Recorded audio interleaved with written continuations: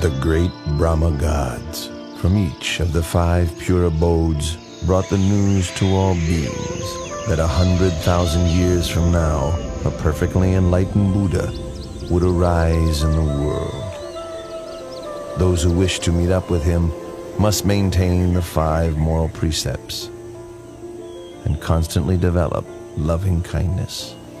Humans and deities wondered who the future Buddha might be, but no answer was forthcoming until a sign appeared, making the identity of the heavenly Bodhisattva known.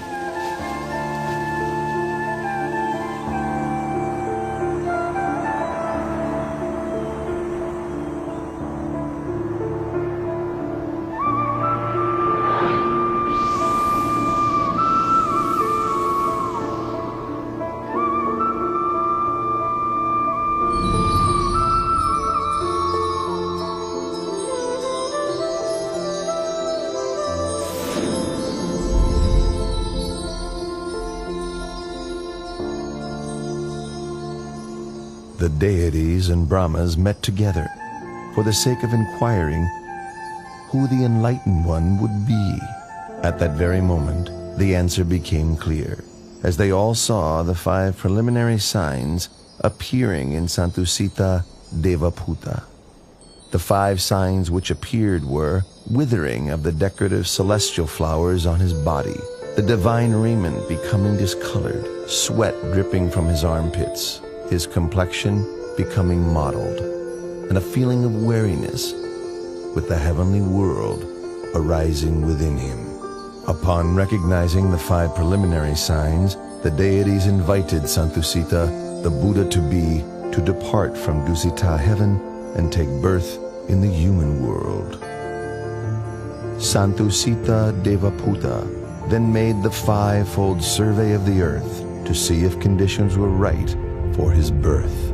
The first criterion was that the lifespan for human beings at the time must not be too short nor too long, suitable for attaining the Dhamma. The continent must be India and the country the middle country.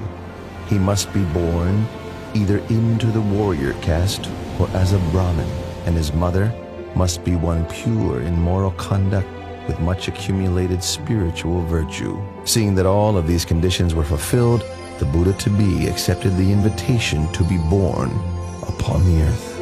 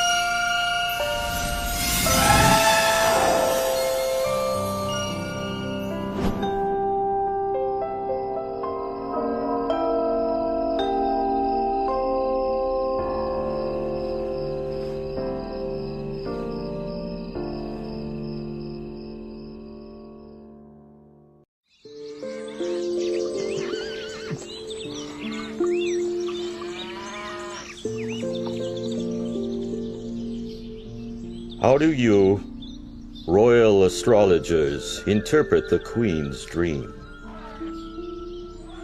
Your wife, the Queen's dream, indicates that you are to have a son. He will possess tremendous merit, great power and might. He will be peerless.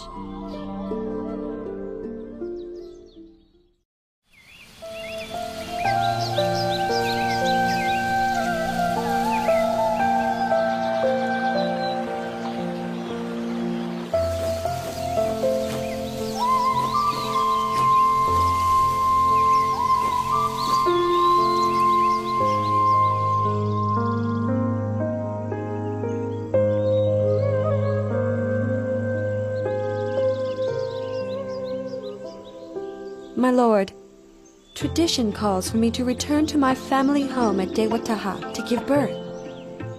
You have my permission.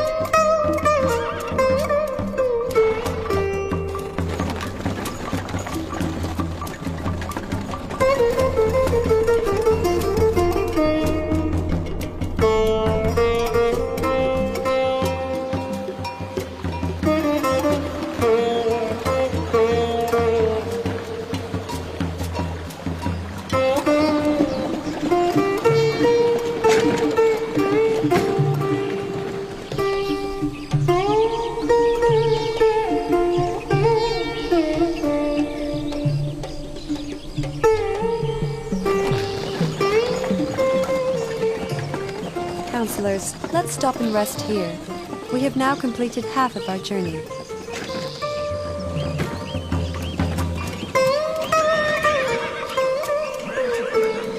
The forest park of Lumpini is so beautiful and shady.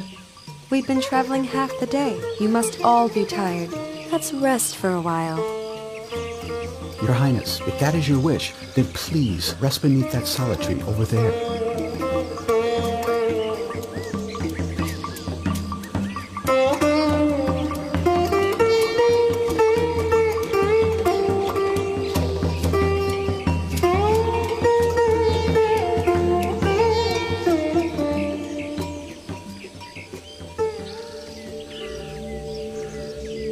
I feel as if I'm about to give birth. Quickly, join in and help. Her Majesty's time has come. Hurry, hurry!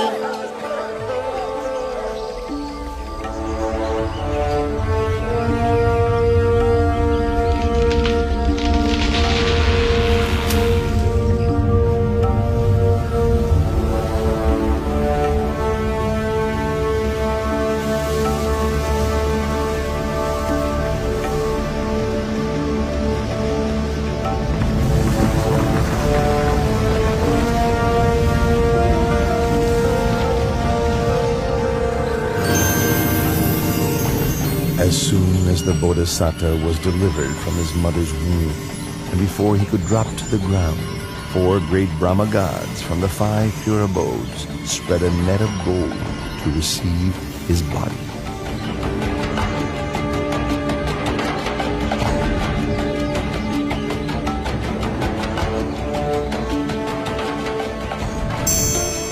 On that day, the full moon of the 6th month, the year of the Buddha's birth, equivalent to 623 BC.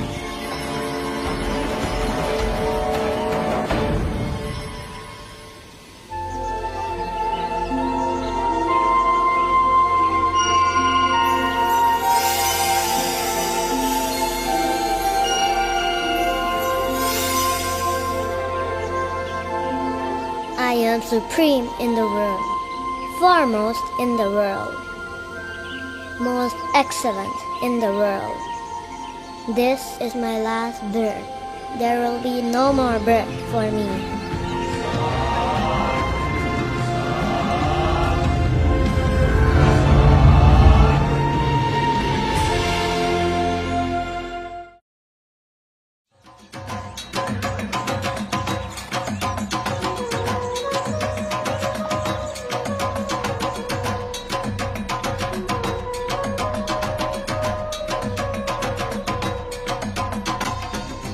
I have heard the good news of your son's birth and have come to pay a visit. Venerable Asita, I thank you very much. And as you have been respected by the Sakyan royal family for a long time now, would you be so kind as to examine my child's physical characteristics? The whole family gathered here would be able to hear.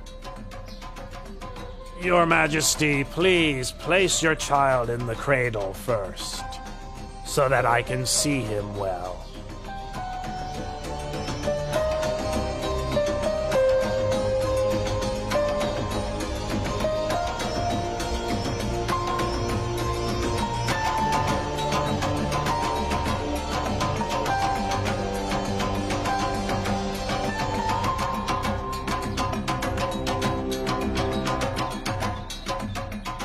This royal child exhibits all the characteristics of a great being laid down in the ancient texts. I have never seen any being with the signs expressed to such perfection.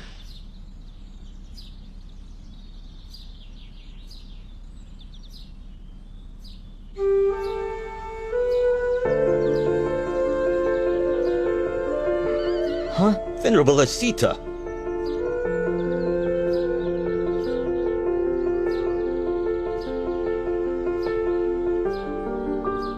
I have examined the characteristics of your newborn son. I predict that when your son has grown up, should he lead the household life, he will become a wheel-turning monarch, a great king of the world.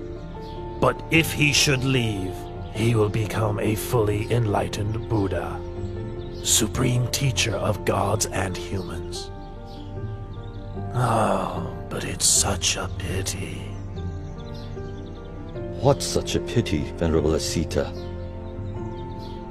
It's a pity that I am too old to have the chance to live to see this great being grow up.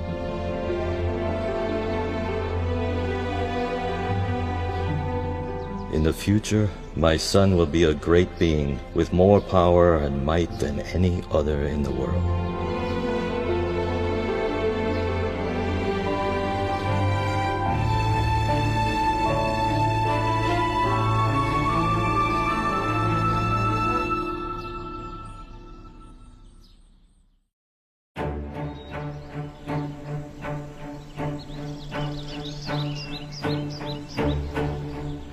From the 108 Brahmins I invited for the naming ceremony, you 8 have been selected to interpret my baby son's characteristics. You are all proficient. Please give your prediction for my son's future life.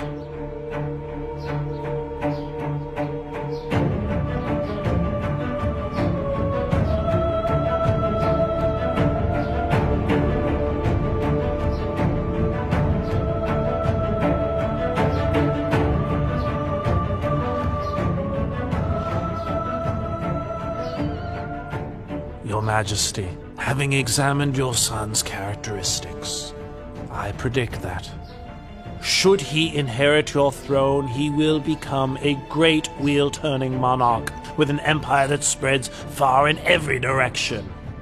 But should he go forth as a monk, he'll become the perfectly enlightened Buddha, the unequaled supreme teacher and guide to the world.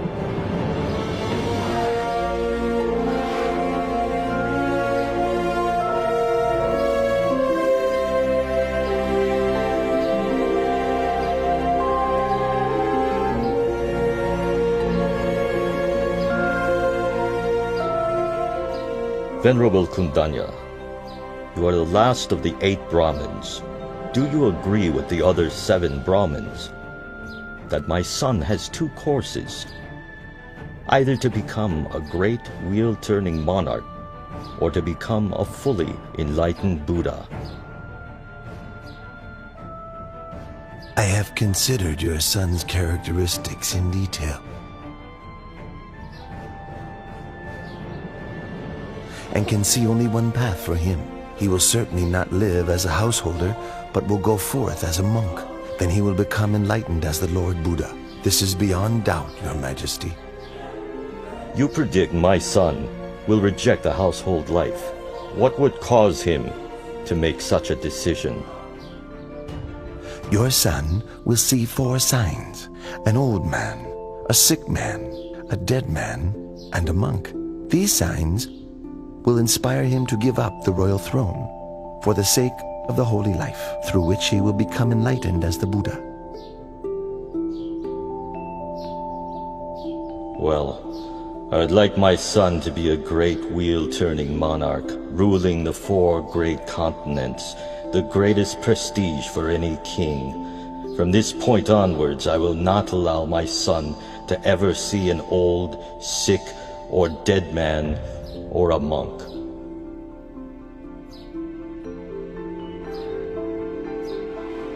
Having predicted the prince's future life, the 8 Brahmins gave him the auspicious name Siddhartha, meaning he who will succeed in that which he desires.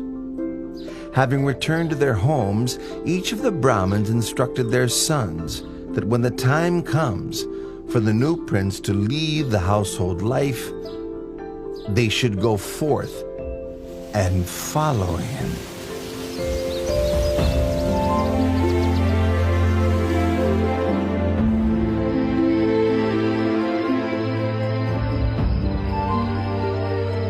Seven days after Prince Siddhartha's birth, his mother, Queen Siddhi Mahamaya, passed away and became a god in the heaven of Tusida.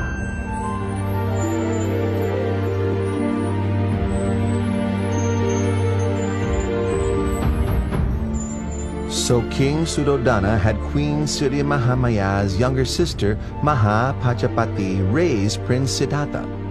Later, the king took Mahapajapati as his new queen. King Suddhodana and Queen Mahapajapati had a son and a daughter together, but the queen still loved and cared for Prince Siddhartha as if he were her own son.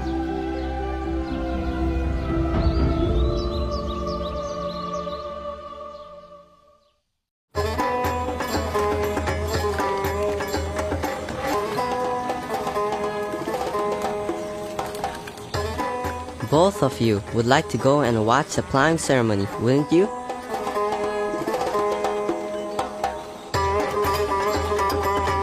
Today my father has had the city decorated in preparation for a great ceremony.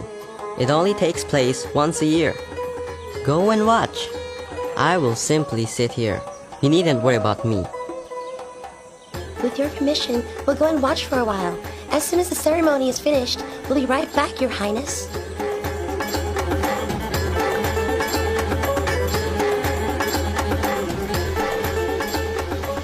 Left alone in a peaceful and shady glade, Prince Siddhartha began to sit in meditation, attaining the tranquility of the first jhana. As the afternoon passed by, the shadows of all the trees moved with the course of the sun, except for the shade of the rose apple tree under which the prince sat. It did not shift position,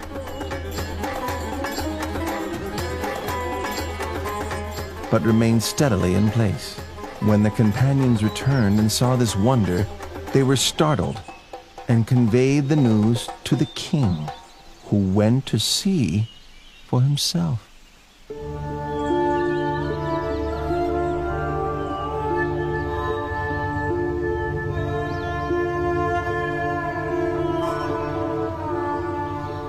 When my son was newly born, Asita the hermit came to look at him, and to my surprise he bowed at my son's feet. On that day, I also bowed to my son for the first time.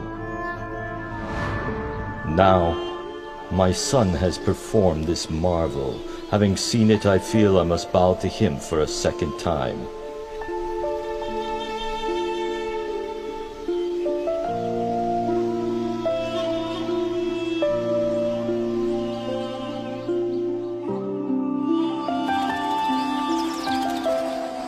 When Prince Siddhartha was 7 years old, King Suddhodana had 3 ponds dug in the grounds of the palace, so that the prince could enjoy himself playing with his friend. Upon seeing that the prince had grown sufficiently to begin his education, King Suddhodana sent him to study with the renowned teacher Visavamitra. Prince Siddhartha trained in 18 arts and sciences until he was adept.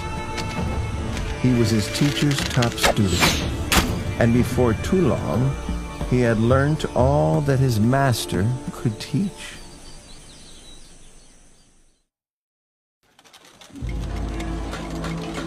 When Prince Siddhartha reached the age of 16, King Suddhodana had 3 palaces built for his son.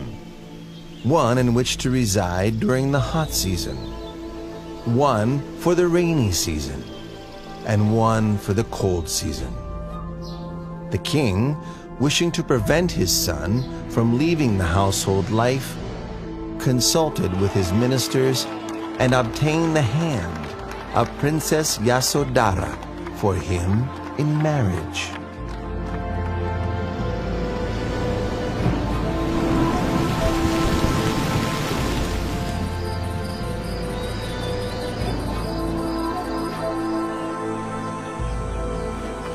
Time passed by until Prince Siddhartha reached the age of 29 years.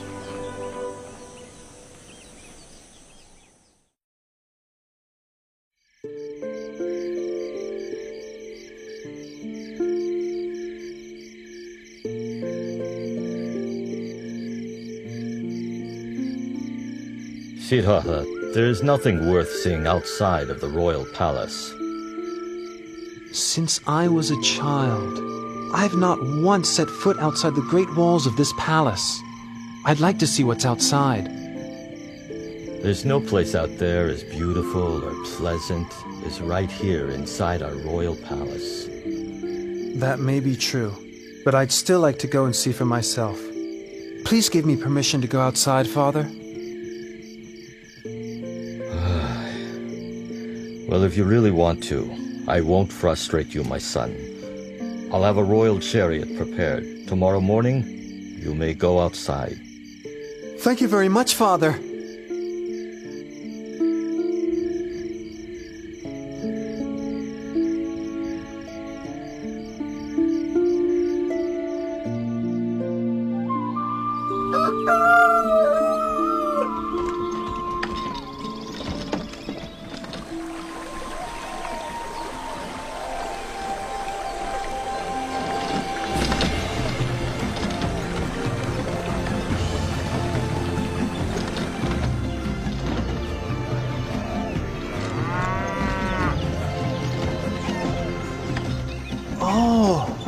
So this is what it's like outside the palace. Why did my father say there's nothing worth seeing and wish for me not to go out?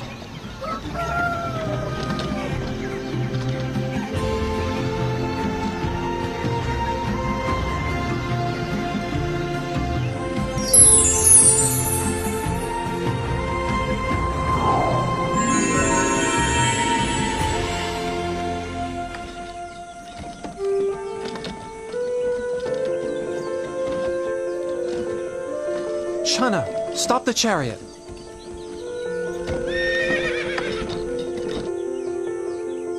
What is it, Your Highness? Look at that man over there. Why is his skin so wrinkled? And why is he having trouble walking? Oh, that's an old man, Your Highness. An old man? Everyone who lives for long enough will come to be like that man, Your Highness. Everyone must come to a state like that?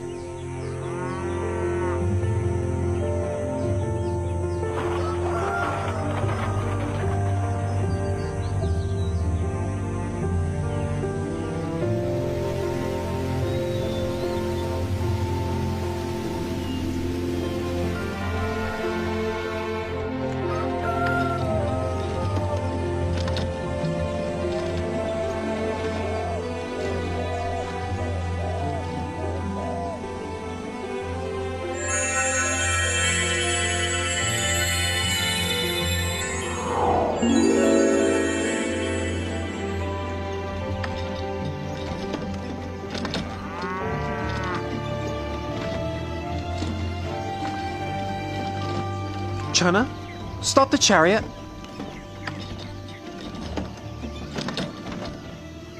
What is it, Your Highness? Why is that man sitting and shivering over there? He is sick, Your Highness. He is sick? Sickness is a natural part of life. We must all experience sickness, every one of us.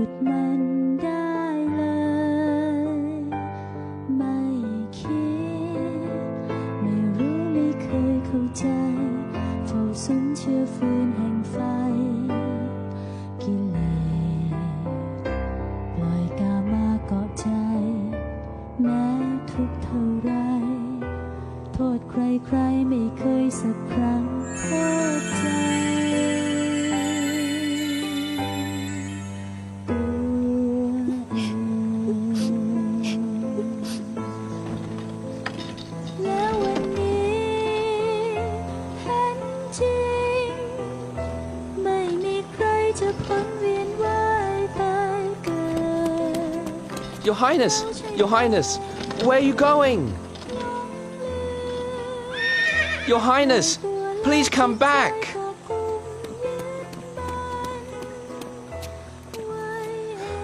Please get back on the chariot, Your Highness.